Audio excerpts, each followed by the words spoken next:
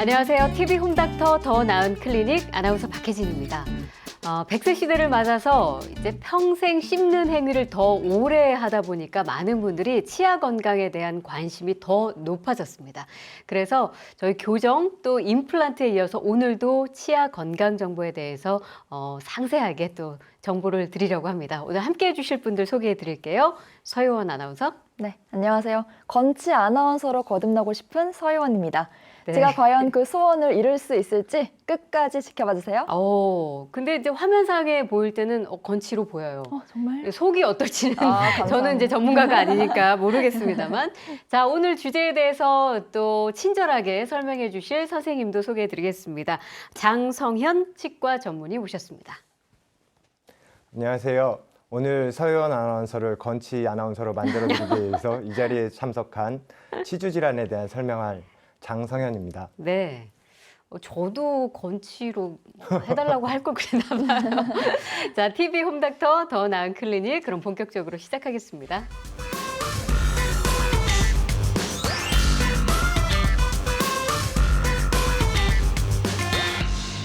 네, TV 홈닥터 더 나은 클리닉 오늘 주제는 바로 치주 질환입니다. 네, 건강보험심사평가원이 2019년에 발표한 자료를 보니까요. 외래 진료를 가장 많이 받는 질병이 바로 치주 질환이라고 합니다. 네. 그만큼 많은 분들이 참 관심 있게 보실 것 같아요. 그렇습니다. 예. 치주 질환 정말 많은 분들이 알게 모르게 그걸로 호소해서 치과를 가신다고 하니까 오늘 좀 차근차근 좀 알아보도록 하겠습니다. 치주 질환이 정확히 뭔지 좀 설명해 주실까요? 네, 치주 질환은 크게 치은염과 치주염으로 나눌 수가 있는데요.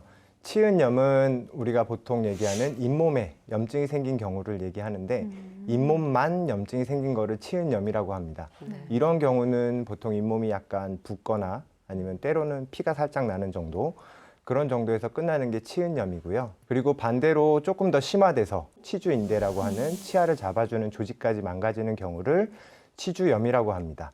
그래서 보통의 경우는 치주 질환이라고 하면 치은염과 그리고 치주염을 나눠서 생각할 수 있는데요. 두 가지 모두 결국은 치료가 필요한 질환이 될 수 있습니다. 네. 그럼 치주염 같은 경우는 수술이 필요할 수도 있는 건가요? 치주염 같은 경우에 수술을 하는 경우도 있습니다. 보통의 경우에는 이제 치근 활택술이나 아니면 치주 소파술이라고 하는 치료로 마무리를 하는데요. 너무 많이 손상되어 있는 경우에는 잇몸을 다 열고 치아와 뼈를 노출시킨 상태에서 긁어주는 치료까지 진행을 하는 경우가 생깁니다. 네. 이상하게 이 치과 치료는 이렇게 말로 설명만 들어도 막 여기 소름이 돋는 것처럼 맞아요. 그만큼 이게 치과 치료 받는 걸 되게 이렇게 무서워하시는데 만약에 치료가 안 되는 정도까지 온 분의 경우에는 발치를 해야 되는 수도 있는 건가요, 그러면? 네, 맞습니다. 사실 환자분들이 가장 많은 발치를 하는 경우가 치주염이라고 생각할 수가 있습니다.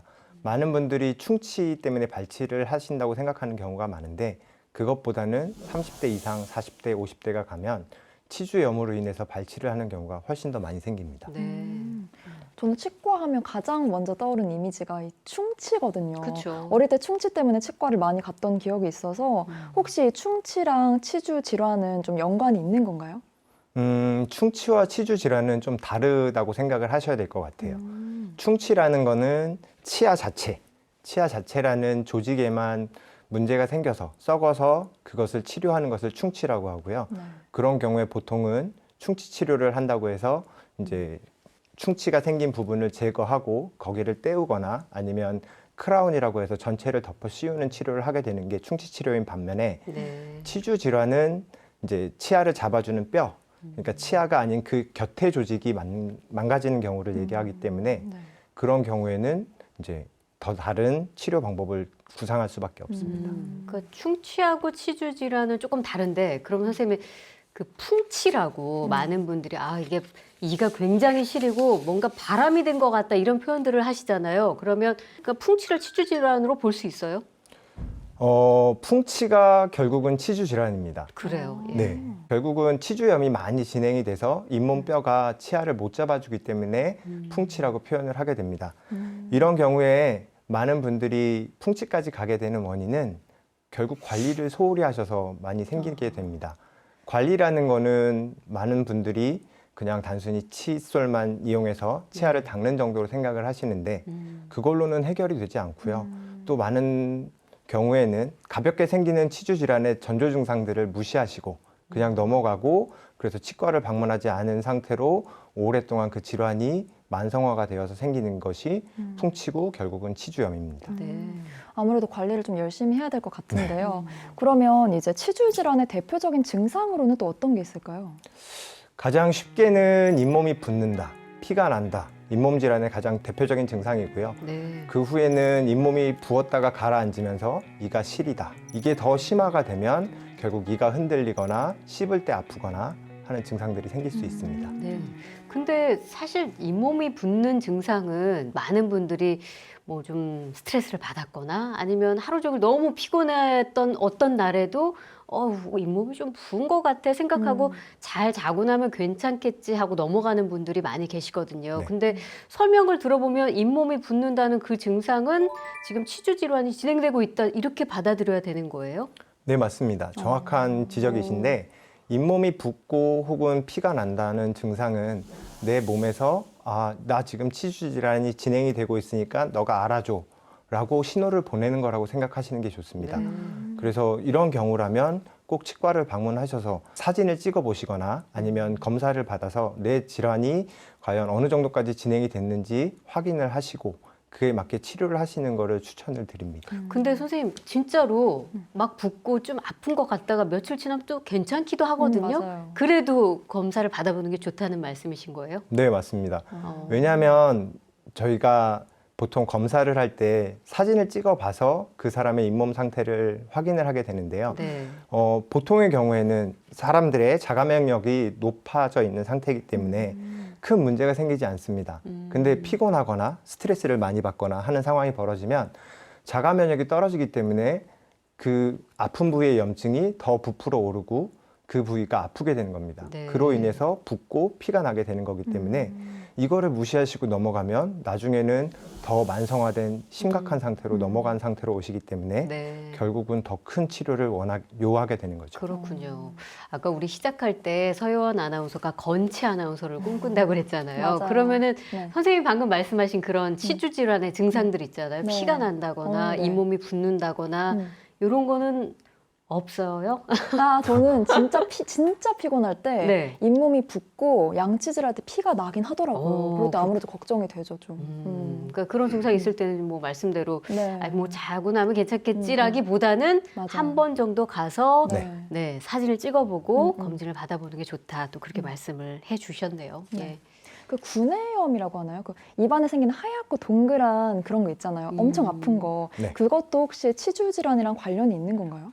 네, 구내염이 무조건 치주 질환과 관계가 있다라고 얘기하기는 어렵지만 구내염은 치주 질환과 관계는 있습니다. 네. 둘 다 자가 면역 질환이 많이 떨어질 때 네. 그때 반응이 많이 심하게 나오는 부분이 있어서 그 부분은 관련성이 높다라고 얘기할 수 있습니다. 네. 하지만 구내염은 그 치주 질환 외에도 다른 요인에 의해서도 발병이 될 수 있기 때문에 네. 그 부분에 대해서는 꼭 치주 질환과 연관성이 있다라고 네. 얘기할 수는 없습니다. 자, 지금까지 치주 질환의 증상에 대해서 알아봤는데 그럼 도대체 이 치주 질환이 왜 생기는지 그 원인은 뭘까요? 뭐 여러 가지가 있겠지만 치주 질환이 생기는 가장 큰 원인은 네. 치아 표면에 생기는 세균막이 잘 관리가 안 될 때 생기게 됩니다. 네. 처음에 생기게 되는 세균막은 저희가 보통 치태라고 부르는데요. 이 치태에 생긴 세균막으로 인해서 세균들이 독소를 뿜고 그 독소들이 잘 제거가 되는 상황이면 치은염이나 간단하게 그 주변 청소만으로 좋아질 수 있는 상태가 됩니다. 선생님 치태라는 건 뭐 음식물 찌꺼기 같은 거 그런 거로 생각하면 되는 건가요? 그거랑은 조금 다르고요. 아, 그런가요? 치아 표면에 얇게 생기는 세균막이라고 생각할 수 있습니다. 네네. 그 치태가 관리가 안 돼서 칼슘하고 결합을 해서 치석이 되게 되면 그때부터는 치석으로 변해서 더 많은 독소를 내뿜고 세균이 사는 공간이 되면서 점점 더 심한 치주 질환으로 발전이 되게 됩니다. 아, 그렇군요. 그러니까 이 치주 질환의 원인은 치태와 치석인데 이거를 그러니까 치아 건강 관리를 평상시에 꾸준히 잘 해줘야 한다는 그런 말씀으로 이해가 되는데 특히 더 이 치아 건강, 치아 관리에 신경 쓰셔야 되는 분들이 있을까요?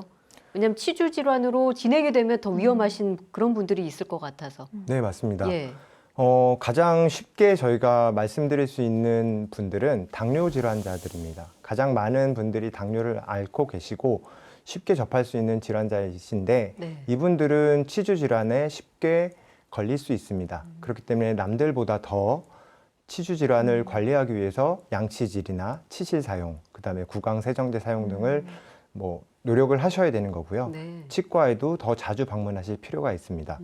또한 흡연하시는 분들은 치주 질환에 더 쉽게 노출될 수 있기 때문에 치주 질환 관련해서 방문을 더 많이 하셔야 됩니다. 그러니까 당뇨 환자하고 흡연하시는 분들은 특별히 증상이 없더라도 사실은 정기 검진으로 꾸준히 관리를 하시는 게 치주 질환을 미연에 막는 네, 맞습니다. 그렇게 방법이 되겠네요. 예. 그 뼈가 유독 약한 분들 계시잖아요. 혹시 잇몸 같은 경우는 어떤가요? 잇몸뼈도 약한 분들이 많이 계세요. 아. 그런 분들은 네. 보통의 경우 네. 유전적인 요인도 생각을 하고요. 그렇지 않으면 그 가족 내에 어떤 생활 환경 그런 것들에 의해서 뭐 섭취하는 음식이나 네. 그런 요인들을 생각해 볼 수 있습니다. 그럼 그런 분들은 좀 더 치주 질환에 걸릴 확률이 높다라고 볼 수가 있는 건가요?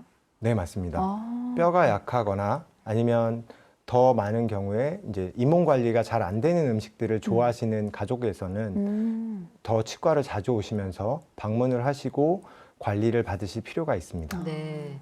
자, TV 홈닥터 더 나은 클리닉 오늘 주제 치주 질환에 대해서 이야기를 해보고 있습니다.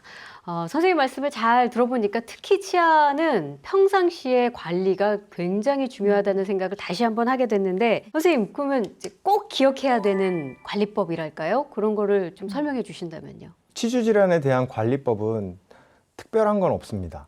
사실은 양치질 잘하기가 제일 우선이겠죠. 네.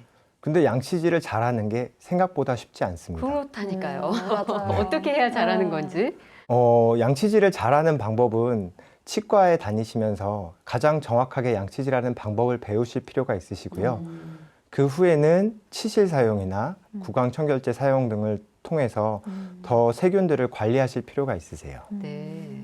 그 구강 청결제를 사용하면서 들었던 궁금증은 그런 설들이 많이 있어요. 양치 후에 뭐 바로 하면 안 된다더라. 뭐 아침에 그 양치하기 전에 한번 하는 게 좋다더라. 자기 전에는 뭐 양치를 다 하고 나서는 뭐 구강 청결제 정도만 하는 것도 괜찮다. 뭐 이런 이야기들이 있는데 구강 청결제는 언제 사용하는 게 바른 방법인가요? 보통 구강 청결제는 아침과 저녁에 사용하시기를 권장드립니다. 그 이유는 양치질을 하고 나셔서 그리고 치실을 사용하신 후에 구강 청결제를 사용하시면 세균들을 조금 줄이는 효과가 있습니다. 근데 그 세균을 줄이는 효과가 가장 필요한 게 자기 전이죠. 네. 그렇기 때문에 자기 전 양치 후에 구강 청결제를 사용하시는 게 좋고요. 아침에는 입냄새를 없애거나 하루 종일 내가 뭔가를 하는 동안에 좀 세균을 억제하는 효과를 얻기 위해 사용을 하시는데 이것들을 무조건 뭐 양치 전에 혹은 뭐 양치 후에가 중요한 게 아니고 깨끗한 관리를 한 후에 마무리로 쓰신다고 생각을 하시면 좋을 것 같습니다. 그 요즘 전동 칫솔이나 뭐 물치실 이렇게 제품들이 굉장히 다양하게 나오고 있는데 네. 이런 것들이 청결 유지에 도움이 확실히 되는 건가요? 전동 칫솔이나 뭐 물칫솔 같은 경우는 사용을 하실 분들은 하시는 게 좋습니다. 네. 근데 그런 경우 무조건 전동 칫솔이 더 효과적이다 라고 얘기하기는 어려워요.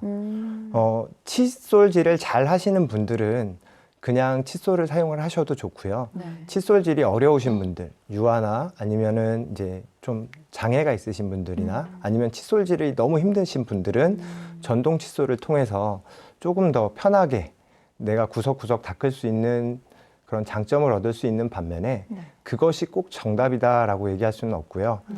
물칫솔 같은 경우에도 보조용으로 사용하시면 좋습니다. 치실을 사용하신 후에 혹은 치간 칫솔을 사용하신 후에 잇몸을 마사지해주는 효과가 있기 때문에 전동 칫솔 외에 물칫솔 같은 거를 사용해 주시면 효과는 있습니다. 네. 그리고 교정이나 보철물이 많으신 분들도 물칫솔을 사용하시면 효과는 있습니다. 네. 하지만 그것만 믿고 그것만 사용하시면 안 안 됩니다. 되죠. 네.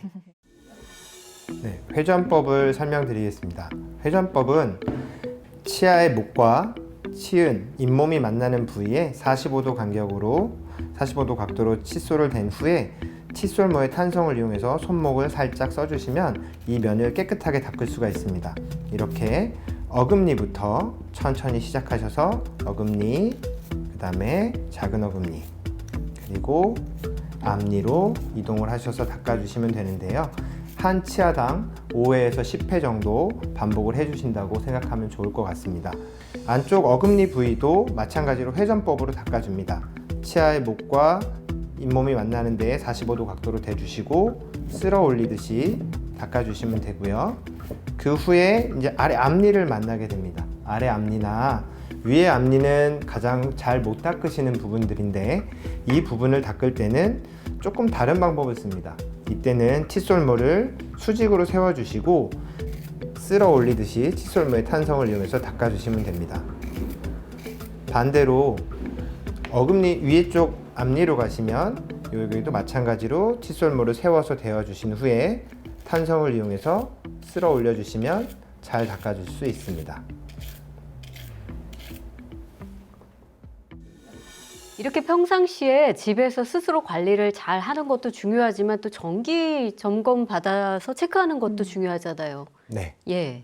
보통의 경우들 많은 분들이 연일회로 치주 스케일링이 보험이 된다는 걸 알고 계십니다. 네. 그래서 1년에 한 번 병원을 가면 된다고 생각을 하세요. 이 보험 스케일링 외에도 1년에 2번 혹은 그 이상이라도 스케일링이 필요하시면 스케일링을 받고 추가적인 잇몸 치료를 받으실 필요가 있습니다. 네. 아, 우리 엄마들은 아이들이 또 되게 걱정이 많이 돼요. 아이들은 일단 간식으로 과자, 뭐 맞아요. 사탕, 젤리, 초콜릿 이런 거를 많이 먹기 때문에 더 특별히 신경 써서 관리를 해줘야 되는데 아이들에게는 어떻게 해주는 게 더 좋을까요? 치아 관리? 아이들은 실제로 치아가 예. 썩거나 그러는 경우들이 더 많습니다. 근데 그 경우에는 양치질을 잘 해주는 것만으로도 많이 좋아질 수가 있습니다. 네. 그리고 추가적으로 아이들은 꼭 6개월이나 1년에 한 번씩은 꼭 병원을 방문해서 제대로 이가 나고 있는지, 그리고 아이들의 치아가 썩지는 않았는지 관리하실 필요가 있습니다. 네. 특히 아이들은 충치가 생겨서 많이 썩기 전에 그 증상을 알지 못해요. 네, 네. 그러면 더 심각한 상태로 치아를 빨리 빼야 되거나 그런 부분들이 생기기 때문에 그런 부분들에 대해서 체크하기 위해서 꼭 치과를 자주 방문하시길 추천드립니다. 네. TV 홈닥터 더 나은 클리닉 오늘 치주 질환에 대해서 이야기를 나눠보고 있습니다. 우리 서유원 아나운서가 준비한 Q&A 시간이죠. 네. 먼저 첫 번째 질문 드릴게요.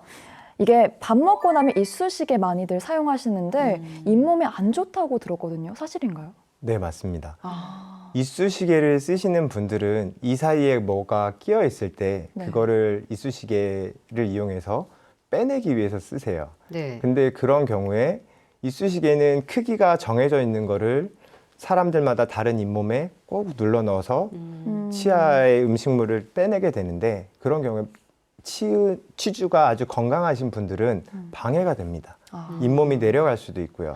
그래서 그런 분들은 오히려 이쑤시개보다는 치간 칫솔을 사용하셔서 관리하시는 것을 추천을 드리고요. 네. 치간 칫솔은 사이즈가 되게 많거든요. 네. 그래서 자기 잇몸에 맞는 사이즈를 선택해서 관리를 하시는 것도 중요합니다. 두 번째 질문 드릴게요. 치간 칫솔 많이 사용하면 혹시 이 사이가 벌어지는 건가요? 치간 칫솔을 사용해서 이 사이가 벌어진다라고 얘기하기는 좀 어렵고요. 치간 칫솔을 잘 사용하시면 괜찮습니다. 아까 말씀드렸다시피 네. 치간 칫솔도 사이즈가 여러 가지가 있어요. 근데 그 사이즈가 여러 가지 있는 것 중에 잘못된 사용으로 너무 굵은 치간 칫솔을 사용하시면 잇몸이 내려갈 수 있습니다.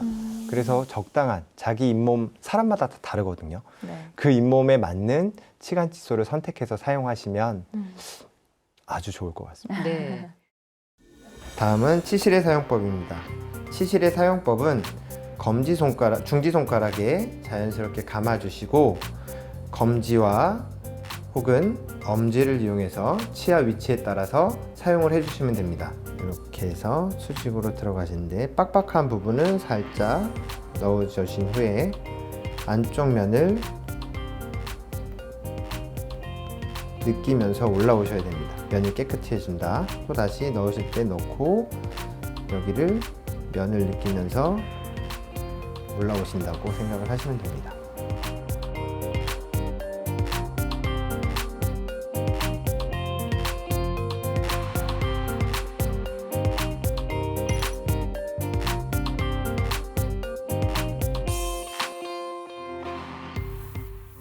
치실 대신에 치간 칫솔만 사용해도 괜찮은 건가요? 조금 어려운 질문이긴 한데요. 아, 치간 칫솔만 사용해도 된다라고 얘기하면 아닙니다. 치간 칫솔과 치실을 비교해 놓고 보면 치실이 더 좋습니다. 그래요. 왜냐하면 치실은 치음 밑에, 잇몸 밑에 부분까지 닦아줄 수 있는 반면에 치간 칫솔은 치아와 치아 사이의 공간만 제거할 수 있습니다. 그렇기 때문에 치실을 사용하는 게 더 좋은데요. 네. 보철물이 연결된 보철물을 가지고 계신 분들은 치실을 사용할 수가 없어요. 그 사이로. 그렇기 때문에 그 부위는 치간 칫솔을 사용해서 닦아주시는 게 좋습니다. 그래서 1선택은 네. 치실이고 네. 그 후에 안 되시는 분들은 치간 칫솔을 쓰시는 게 좋습니다. 오, 처음 알았어요. 네. 치간 칫솔을 사용하실 때는 수직으로 들어가셔서 약간 빡빡한 느낌보다 적은 정도로 넣으시고 그냥 단순히 빼시는 게 아니라 넣으신 후에 앞쪽 면을 닦아주시고 뒤쪽 면을 닦아주신 후에 빼주시면 됩니다.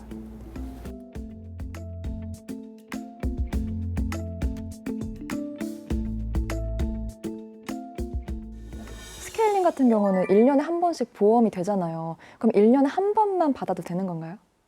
아닙니다. 어, 스케일링 같은 경우에는 1년에 최소한 한 번은 받으세요라고 생각을 하시는 게 더 좋습니다. 한 번. 예, 네. 많은 분들이 이제 치주 질환으로 인해서 고생을 하고 계시는데 많은 경우에 그걸 잘 모르고 넘어가세요. 내가 잠깐 잇몸이 부었다가 넘어가고 좋아지고 하시니까 그걸 간과하시고 넘어가는 분들이 많은데 1년에 한 번 스케일링은 최소한 한 번은 받아야 되는 거고 치주 상태에 따라서 한 번 이상이 될 수 있습니다.